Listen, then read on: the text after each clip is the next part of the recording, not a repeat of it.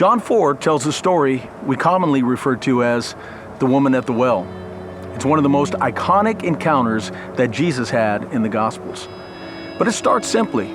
There was Jesus, there was a woman, and there was a well. Let's consider this well for a moment.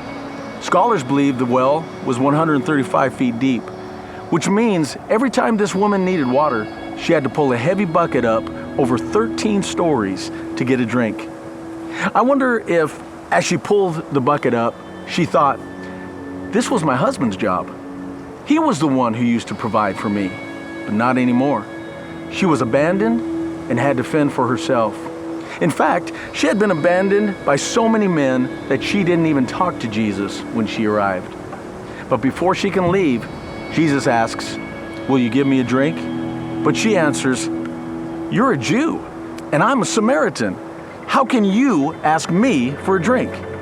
These differences may not mean much to us, but imagine if she had said, you're a Christian, and I'm a Muslim. It was a divide clear to everyone in her day. Everyone except Jesus. He explained, I asked you for a drink, but if you asked me for one, you'll never be thirsty again. This is an incredible claim. After all, we know science tells us that we cannot live without water. We are designed to drink liquids. It's necessary for our joints, our brain, our hearts, our digestive system. When we drink water, we literally zap our body with life. If we don't drink it, we start to die.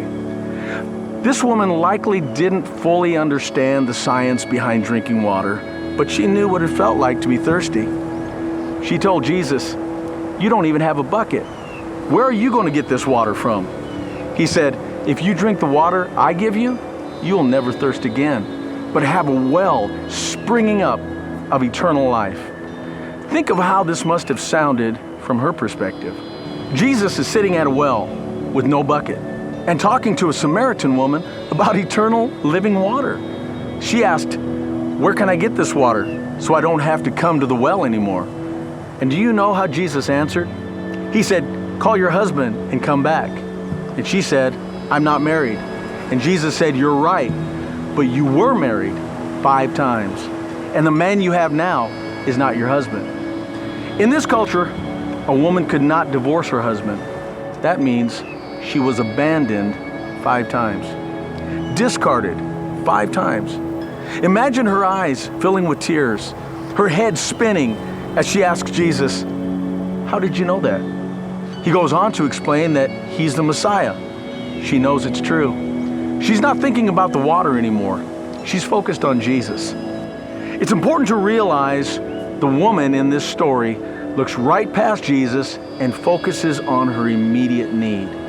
This is something that happens to all of us all the time. We're so busy with what we need in the moment that we look past the one who is the never-ending source of life. We're so busy looking for something to eat, we forget the one who makes the plants grow. We're so busy looking for a bit of creative inspiration, we forget to look to the one who created everything. Yes, this woman had a real need, a drink of water. But there was a much deeper need for her withered and thirsty soul. She needed someone to see her. She desperately needed someone to acknowledge her worth. This happens so much in the story of Jesus. We're looking for one thing, but he understands that deep down, there's something else that we need so much more. She started out looking for water, but what she needed was to be rescued from her circumstances and decisions. She needed the same thing we all need, the wellspring of life that only Jesus can bring.